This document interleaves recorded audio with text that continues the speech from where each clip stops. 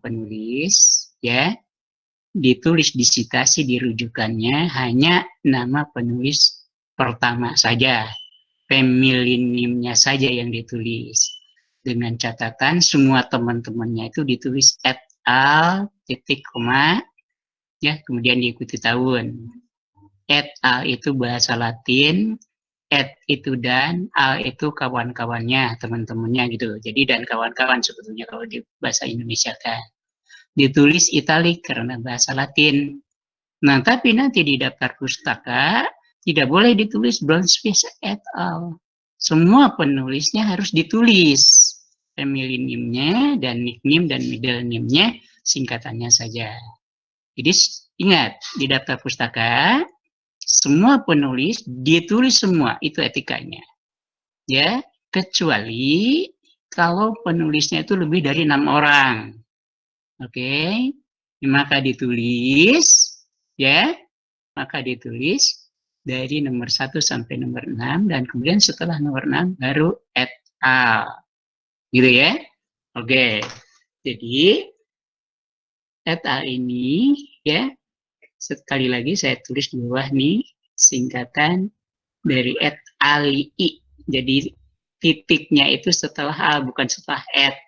Karena et itu bukan singkatan.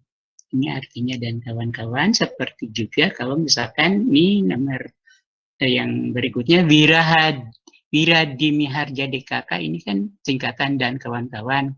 Maka setelah DKK diketik titik, koma, tahun. Nah, saya sudah sampaikan juga minggu yang lalu bahwa kalau pustaka sekunder artinya Anda itu tidak membaca langsung dari pustaka primer atau pustaka pertamanya, yaitu mengutip dari pustaka yang mengutip pustaka lain.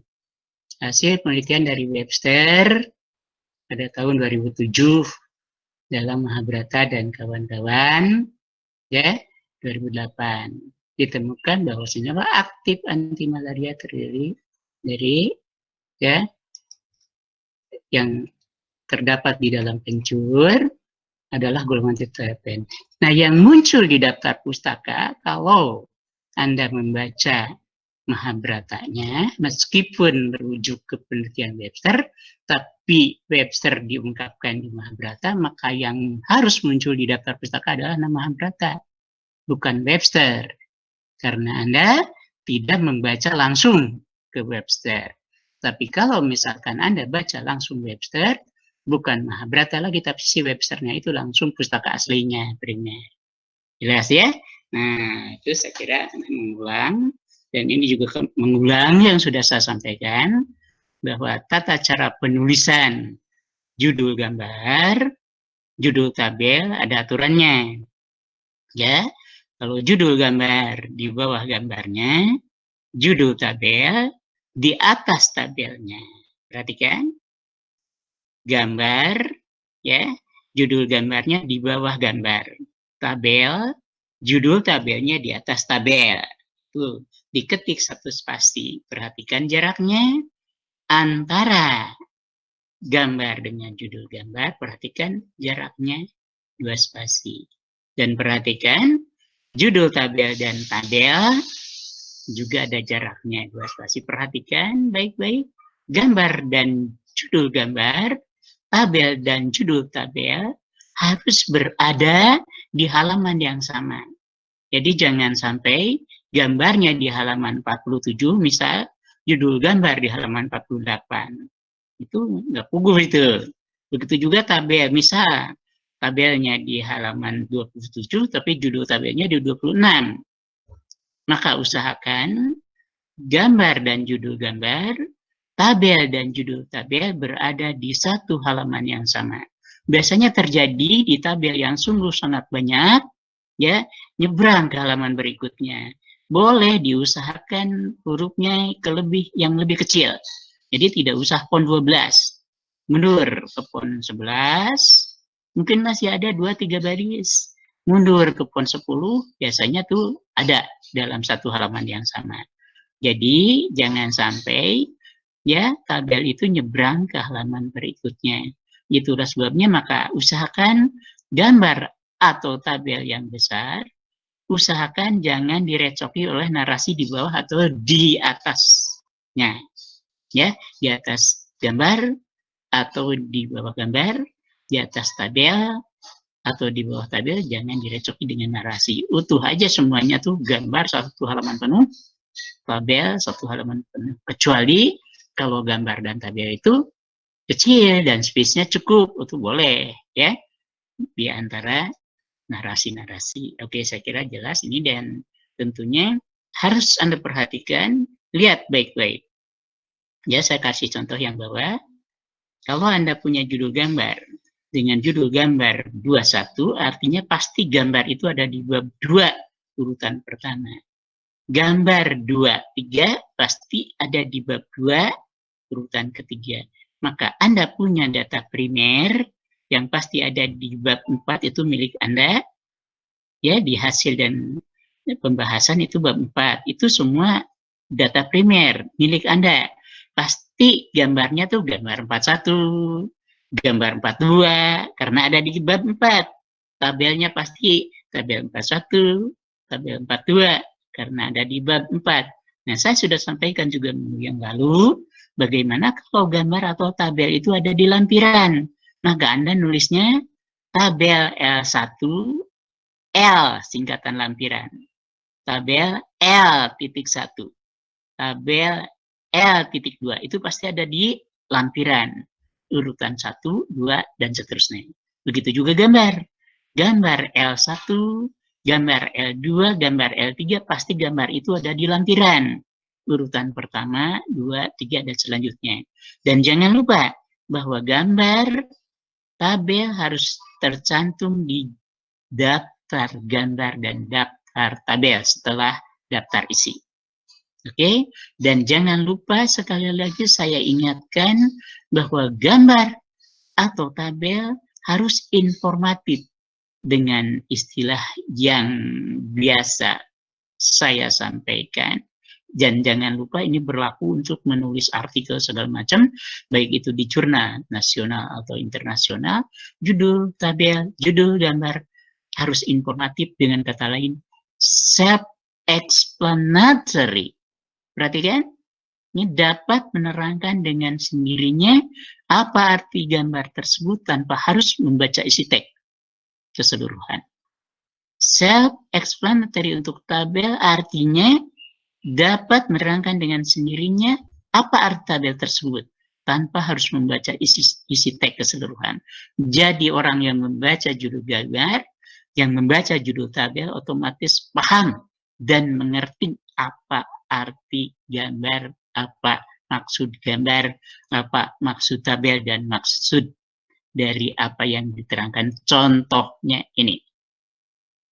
Nah, kalau misalkan ini masih blank, gundul, tidak ada judulnya, kita belum tahu meskipun sudah agak sedikit mengerti, oh ini sumbu tegaknya kadar nitrogen. Perhatikan satuannya, persen, dan yang sumbu horizontal A, B, C, D itu contoh-contoh karet. Tapi dengan dibantu judul gambar yang informatif, kita jadi lebih mengerti, lebih paham apa arti gambar tersebut. Perhatikan bagian bawah ini, bahwa ini ada di bab 2. Bab 2 milik orang lain. Mungkin data sekunder atau data primer yang kita rujuk, yang ada hubungannya dengan penelitian yang kita kerjakan. Maka jangan lupa etikanya, cantumkan sumber pustakanya. Saya ambil contoh ini dari Primadona tahun 2007. Begitu berikutnya seperti apa yang sudah saya sampaikan minggu lalu, dia tabel, ya tabel hanya ada 3 garis utama. Bagian atas, judul-judulnya masing-masing, tutup dengan suatu garis untuk judul, dan isi, tanpa ada garis-garis lagi. Paling bawah, penutup tabel. Jadi artinya hanya ada 3 garis mendatar. Tidak perlu garis-garis menyilang dari atas ke bawah. Tidak perlu. Jadi kalau Anda membuat tabel, jangan mengikuti apa yang terdapat di komputer Anda yang sudah pandai, hanya minta berapa garis, berapa jalur kan gitu ya. kita tinggal isi. Tapi Anda harus ngetik pakai garis awal, garis kedua, garis tiga, dan ini isinya. Perhatikan satuan-satuan dan membuat semuanya rinci dan jelas dibantu oleh judul tabel. Perhatikan ini tabel 21 berarti ada di bab 2 urutan pertama punya orang lain. Maka cantumkan sumber pustakanya. Boleh dicantumkan setelah judul tabel, atau ada beberapa pembimbing Anda nanti lebih senang dicantumkan di bawah tabel tersebut. Ya, misalkan sumber pustakanya di sini. Silakan, Anda harus konsisten. Ya, ikuti kata pembimbing mau yang mana. Biasanya pada senang di sini. Ada juga yang senang di bawah tabelnya. Sumbernya Primadona 2007 boleh ditulis di sini. Tapi jangan dicampur aduk. Begitu Anda sudah membuat pustaka tabel itu setelah judul tabel, semuanya harus begitu. Tapi begitu pustaka dari tabel yang dirujuk itu dicantumkan di bawah tabelnya, semuanya harus begitu. Nah, itu pengulangan dari apa yang sudah saya sampaikan di bab 2. Dan sekarang bab 3. Dan perhatikan baik-baik. Halo? Mau nanya, Pak. Ya, silakan. Nama saya Samuel, Pak. Mau ya, nanya betul. tentang untuk gambar sama judulnya itu harus rata tengah atau enggak ya, Pak? Ya, itu memang ini estetika jadinya. Oke? Jadi kalau misalkan ini agak ke sini ya, ini contoh ya. Iya. Ini estetikanya kurang bagus. Ini kan kelihatannya kan rapi ya. Karena kalau di jurnal ini ke sini nih, ratanya di sini. Gitu. Artikel dan jurnal ini kan ini kadar nitrogen total pada karet tanpa sentrifugasi A, itu setelahnya di bawah G. Itu artikel di jurnal-jurnal. Tapi tolong deskripsi Anda ini supaya lihat estetikanya kan bagus ya. Jadi larinya ke estetika. Oke? Jelas ya Samuel ya? Ya Pak, jelas Pak. Ada lagi? Ada lagi nggak Samuel? Atau yang lain mau tanya silakan. Udah Sebelum Pak. saya nggak. Nah, sekarang ini penting. Perhatikan baik-baik tata cara pembuatan halaman. Lihat, ini tajuk utama bab 2 tinjauan pustaka. Maka halaman ada di bagian bawah. Center. Perhatikan baik-baik ya. Ada judul, tajuk utama namanya. Halaman ada di bawah, center. Oke? Tapi begitu masuk ke halaman berikutnya, ke sini misalkan ini masih di bab 2 nih ya. Oke? Tidak ada tajuk utama seperti ini, maka halamannya naik ke atas, sebelah kanan atas. Dengan tata cara penulisan tentu 3 cm dari kanan atas. Ya toh? Perhatikan ini kan dari tepi kertas ke baris yang paling atas itu kan 4 cm. Jadi pasti tengah-tengah, jadi 2 cm kan?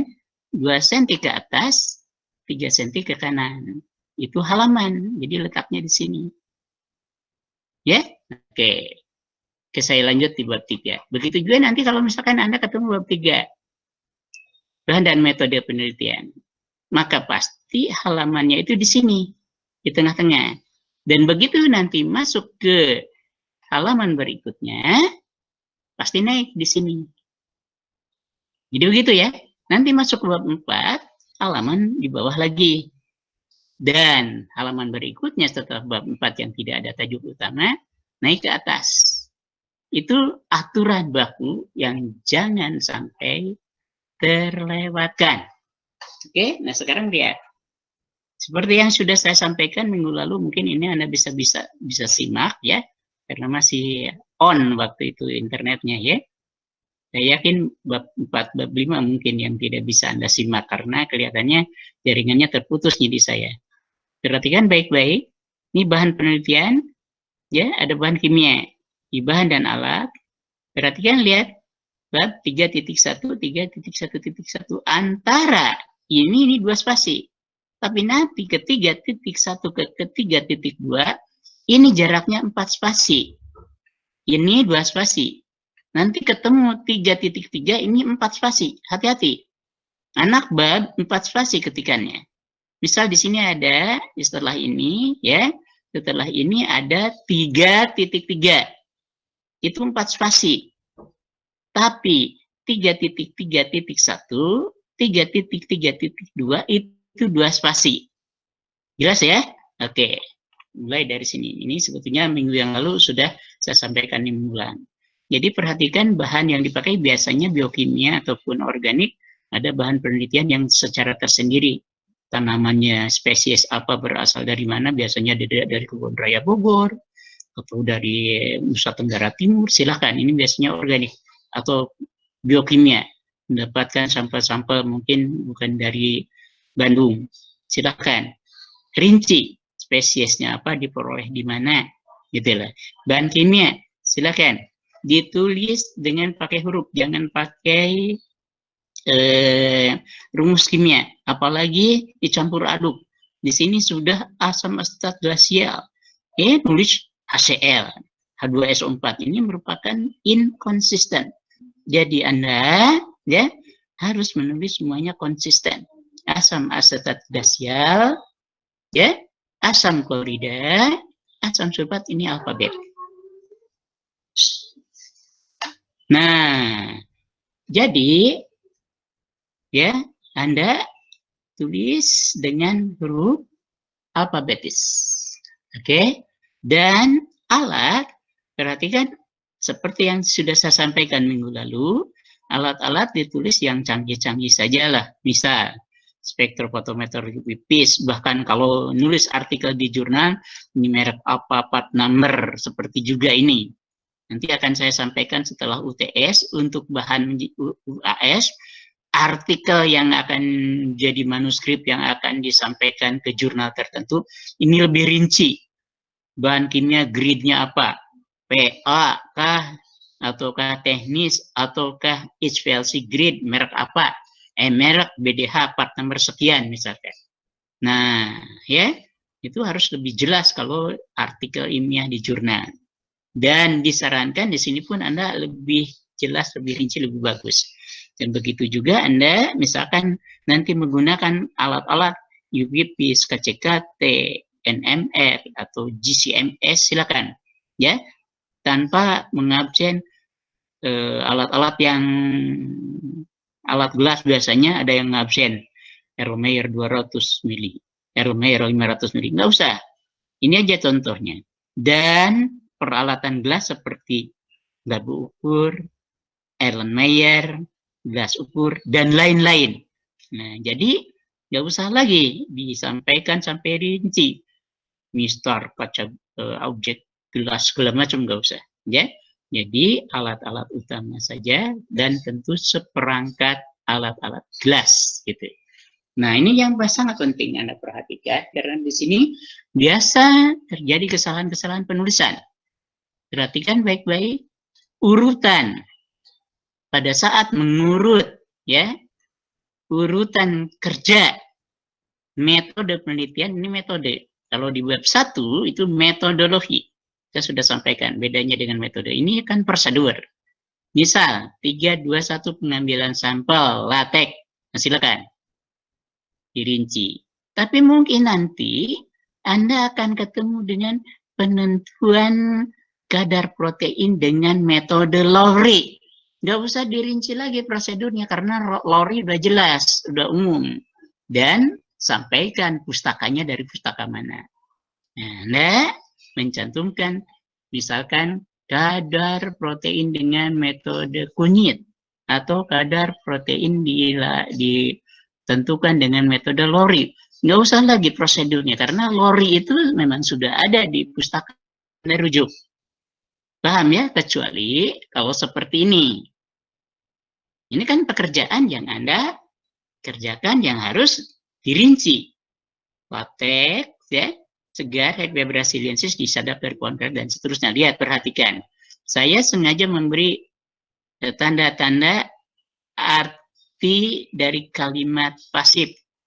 Ditampung, ditambahkan. Jadi jangan sampai ya prosedur atau metode penelitian ditulis dalam kalimat perintah. Contoh kalimat perintah yang salah. disadap 5 atau 2 liter latek, taruh dalam mangkuk yang kering dan bersih, tambahkan natrium ditionit, sentrifugasi. Nah, itu kalimat-kalimat perintah, tidak boleh.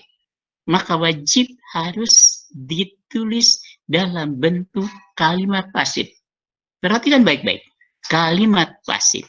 Terkadang yang penelitiannya in silico, ya, di komputer dengan menggunakan komputer in silico, ya, kimia komputasi di Singapura Bangsa, itu copy paste dari prosedur yang ada, on kan alat, terus semuanya ada perintah. Itu nggak boleh begitu.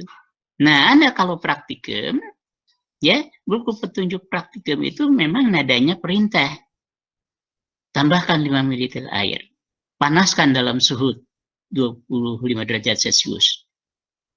Kemudian kisatkan pada suhu 40 derajat Celcius sampai 40 menit sebelumnya. Itu kalimat perintah karena prosedurnya menyuruh Anda untuk praktikan yang mengerjakannya itu disuruh. Tapi di sini Anda menulis skripsi, tidak boleh. Harus dengan kalimat pasif. Misal, protein ditentukan dengan metode Lori. Ya tidak boleh Anda nulis, tentukan protein dengan metode Lori. Itu kalimat perintah. Nyuruh siapa? Nyuruh pembimbing. Nah, jadi dengan demikian Anda harus paham dan mengerti. Harus dalam bentuk kalimat pasif, tentu menurut kaidah ejaan yang disempurnakan.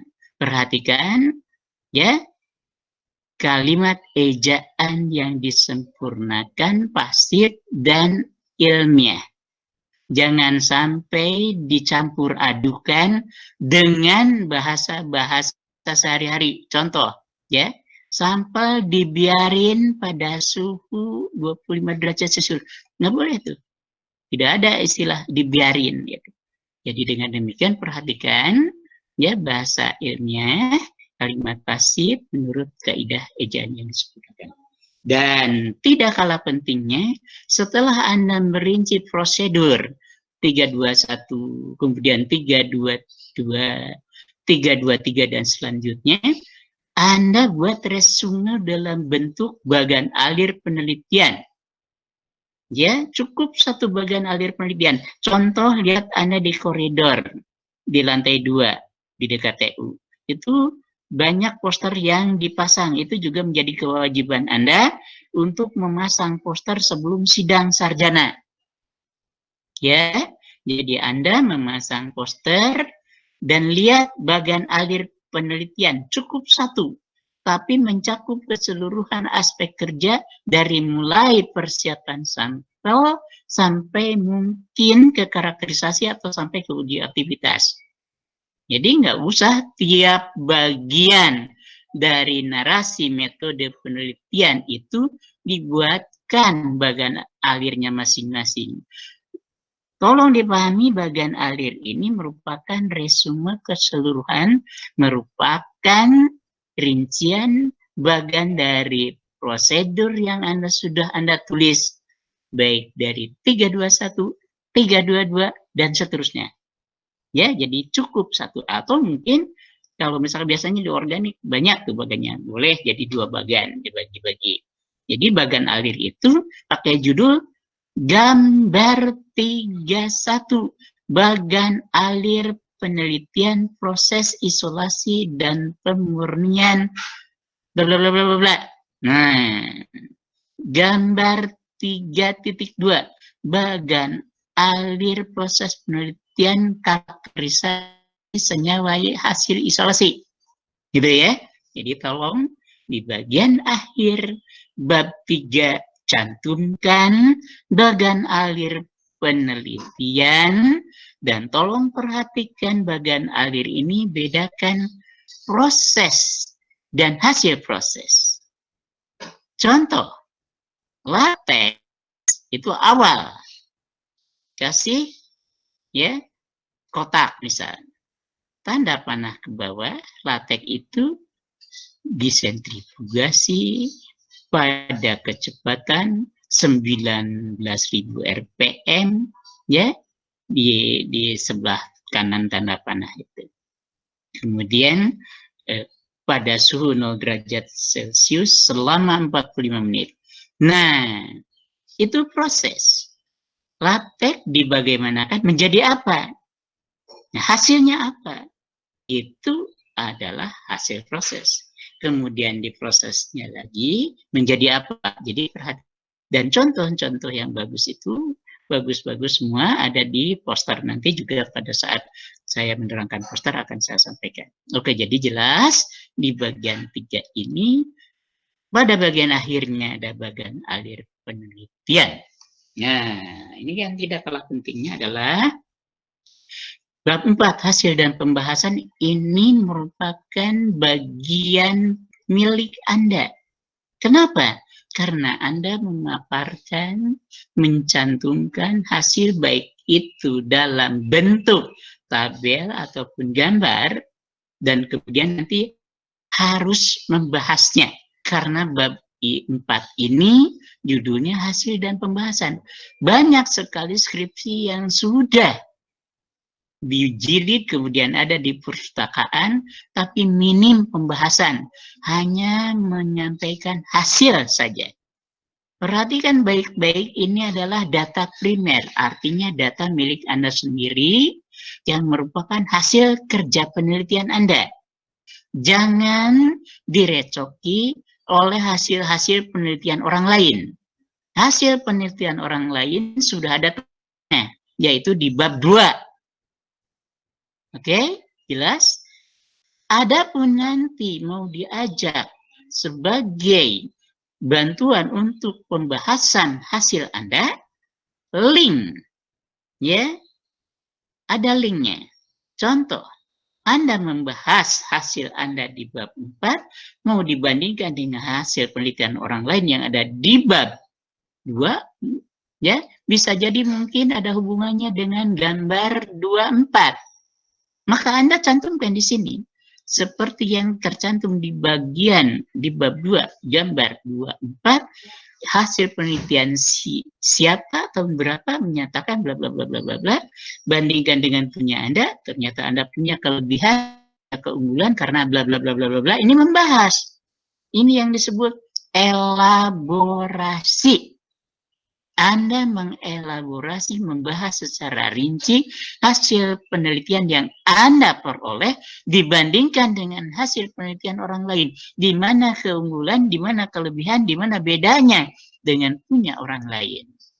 Itu elaborasi. Jelas ya?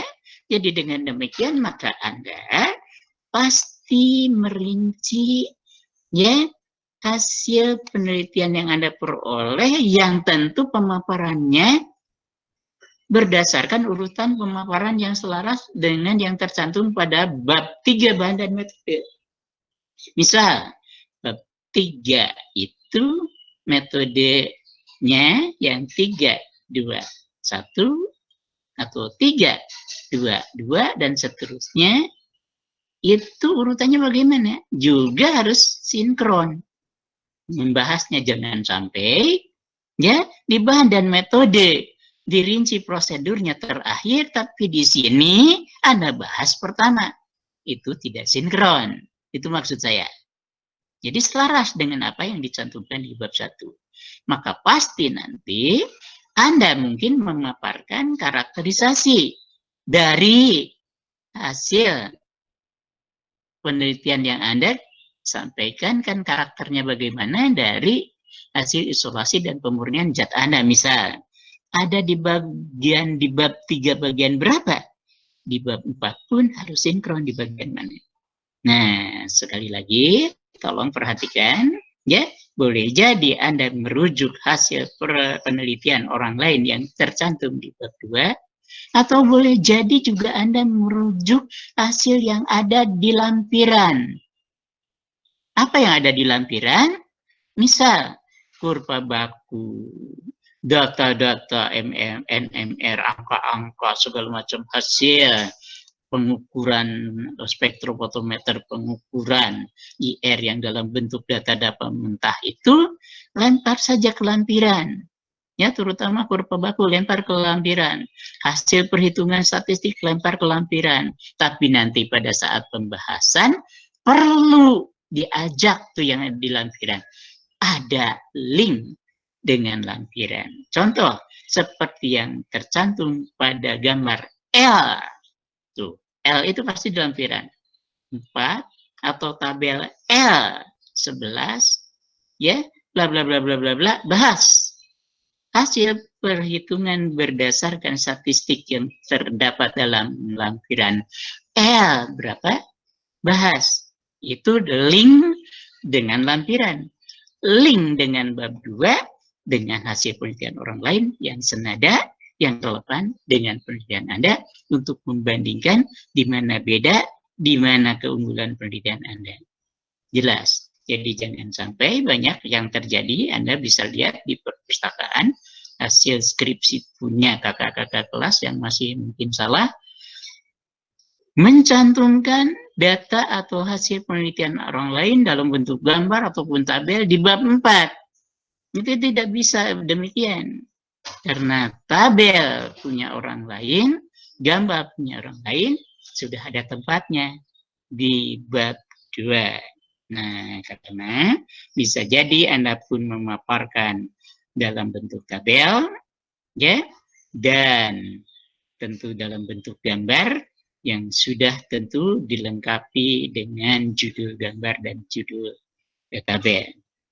Nah, jadi dengan demikian, hasil-hasil yang diperoleh tersebut dibahas dengan baik dengan berlandaskan teori terkait dan dapat dibandingkan dengan hasil penelitian orang lain bila penelitian yang dilakukan merupakan penelitian sejenis atau mirip dengan rujukan yang jelas yang tentu sudah ditulis di bab 2.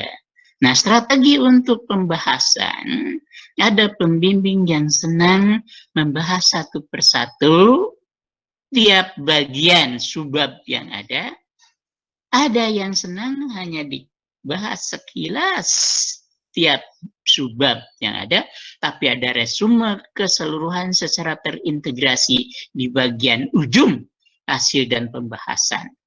Gitu ya. Jadi dengan demikian strategi itu silakan boleh diikuti tergantung pembimbing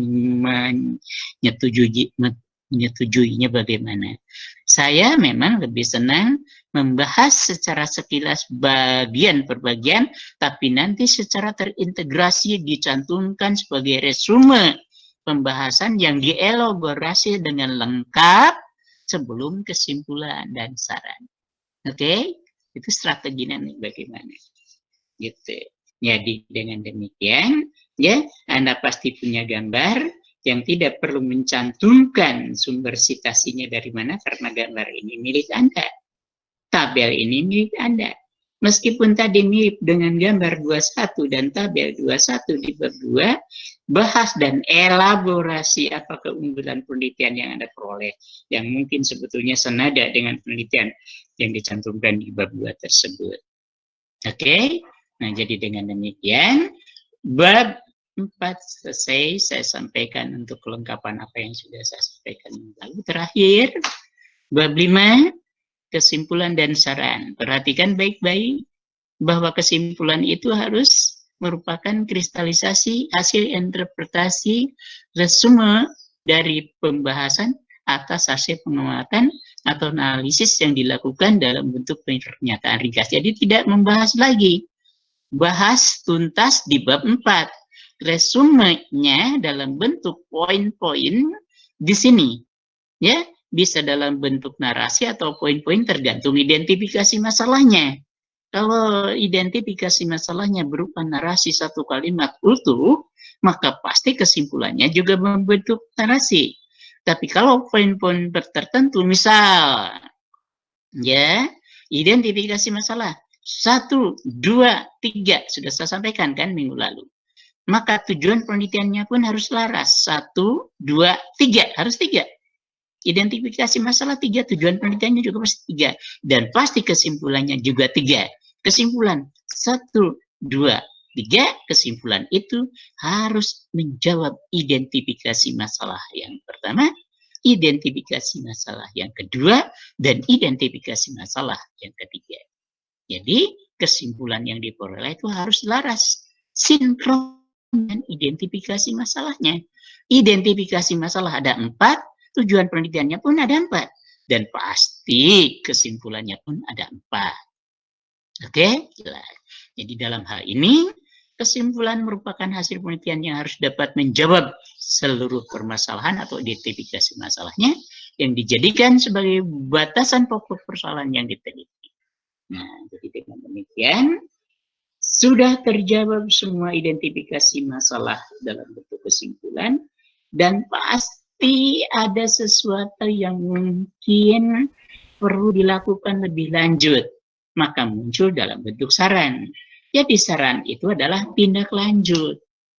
Kerjaan apa yang akan dikerjakan berikutnya setelah kesimpulan ini didapat. Maka pasti saran ini merupakan tindak lanjut untuk mengejar sampai diperoleh maksud penelitian. Saya sudah sampaikan di kuliah yang lalu kan, bahwa tujuan penelitian bisa dijawab ya oleh hasil kerja Anda, dan tentu ada hasilnya.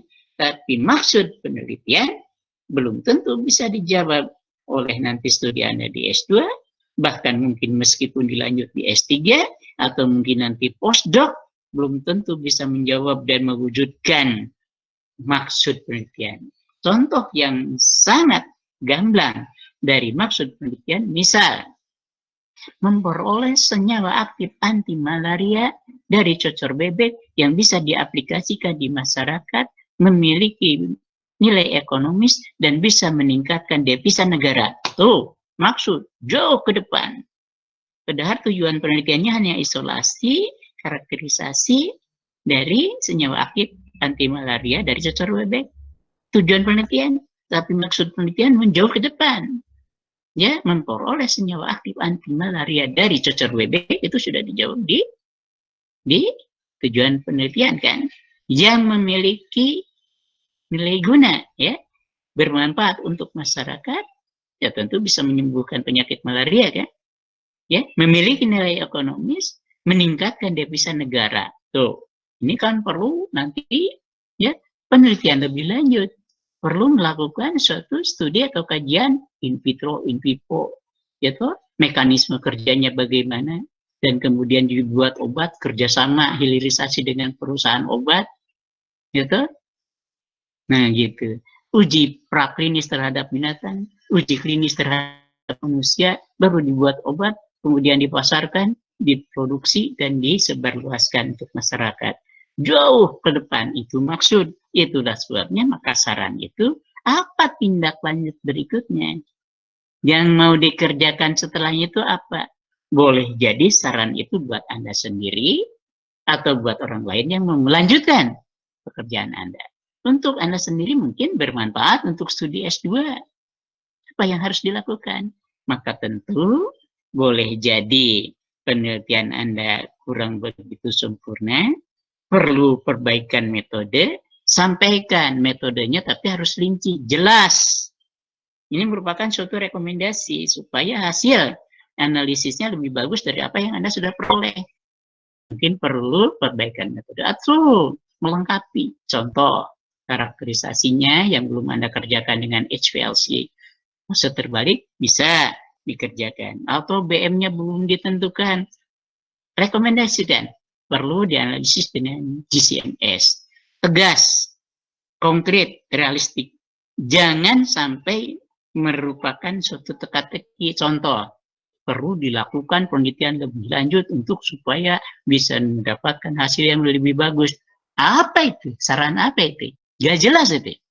Jadi dengan demikian, saran itu harus jelas, konkret, apa yang harus dilakukan. Uji in silico, jelas. Tentukan BM dengan GCMS, jelas. Tentukan geseran kimianya dengan NMR, tentukan dengan IR, itu jelas, ya, praktis, terarah. Nah, jadi dengan demikian, kesimpulan dan saran mudah-mudahan ya, merupakan suatu hal yang Anda bisa pahami, khususnya nanti pada saat ya Anda sudah menyusun skripsi dan Anda sudah mendapatkan hasil dari penelitian. Yang sekarang saya tugaskan itu kan Anda hanya menyusun bab 1, bab 2, bab 3, ya, dan pustaka referensi atau daftar pustaka, karena itu merupakan suatu usulan penelitian. Perhatikan baik-baik yang akan menyempurnakan, ya, yang akan menyempurnakan bab 1 karena masih pada kurang bagus nih bab 1-nya, ya, kurang greget gitu loh, masih kurang ada benang merah antara rujukan pustaka dengan munculnya identifikasi masalah. Silakan ya belajar supaya Anda nanti enteng dan enak untuk mengerjakan usulan penelitian bersama-sama dengan pembimbing Anda.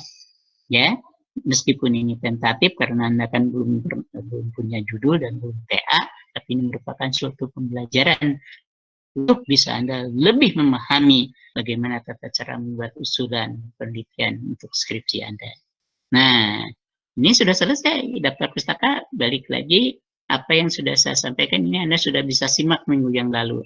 Jadi jelas, perhatikan, saya ulangi, ya, ini buku, judul bukunya yang diketik itali, perhatikan, ya, bahwa yang ditulis itu, ini kan Harvard System, Schreier itu family name, Ludwig disingkat L, ini nickname, tahun tanpa kurung, dan tulis yang italic judul buku. Yang italic judul buku. Cetakan keberapa? Siapa produsernya atau dipublikasikan oleh siapa? Di mana kota? Ini ya, judul hanya satu kata, tapi ini banyak kata. Contoh, karena saya ingin memperlihatkan bahwa tiap awal kata diketik huruf besar kecuali kata sambung. Of, and, with, kata sambung. Ya, ini semua. Cetakan keberapa? Third edition. Anda bisa tulis 3 RD, tapi ini lebih disukai pembimbing jurusan kimia, ini lebih disukai third, bukan 3 RD. 3 RD pun nulis 3 RD atau 4 TH, begitu bisa ditulis 4 TH, 3 RD, bisa begitu, itu betul, itu juga. Ya, tapi Anda harus konsisten, mau 4 TH atau 3 RD, tapi yuk kita seragamkan, itu yang penting. Yuk kita jaga konsistensi dan yuk kita seragamkan.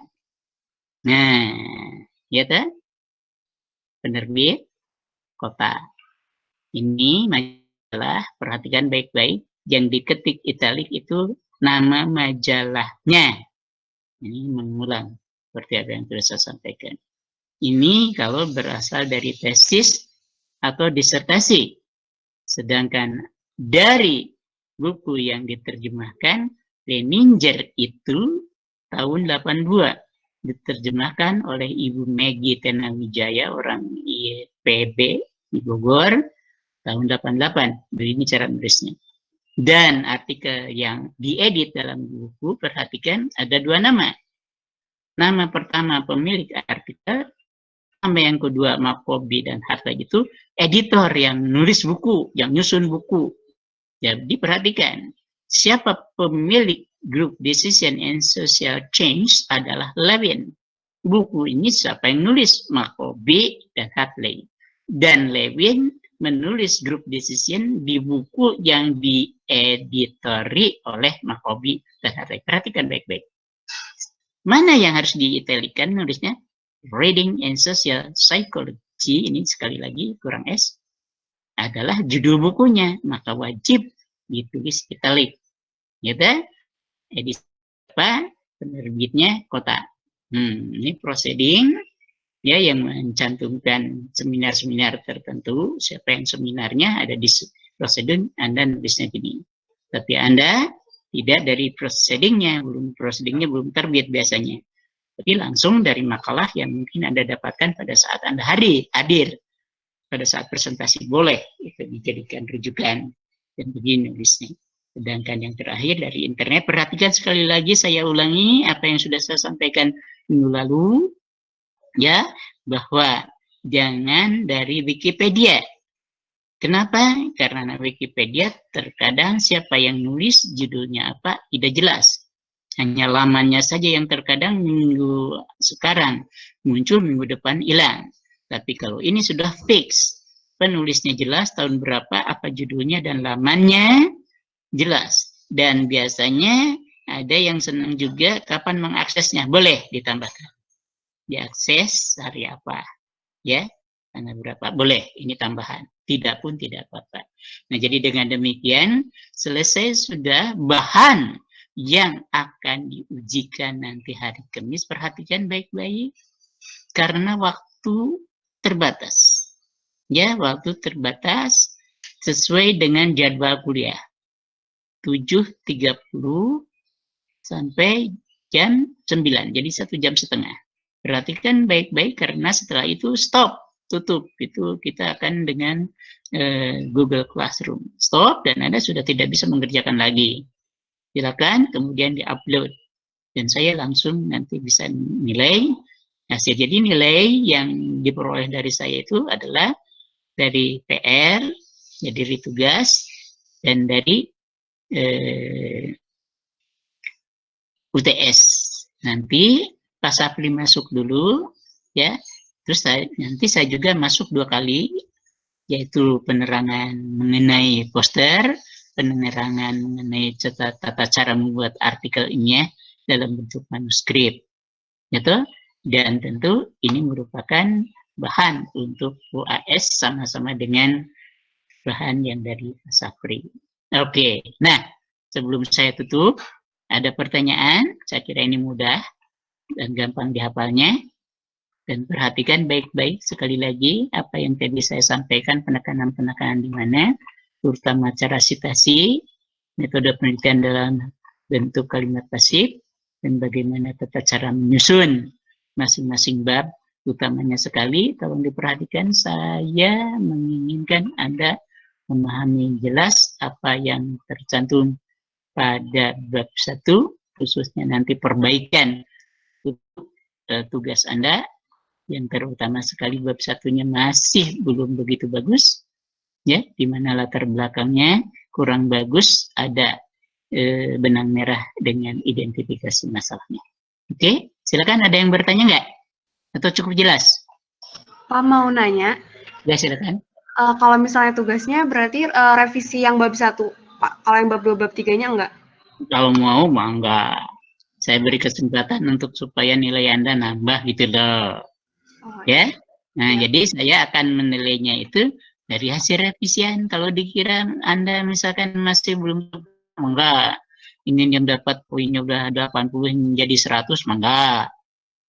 Silakan. Saya beri kesempatan. Karena kalau misalkan saya nilai dari yang kemarin tuh, ya ada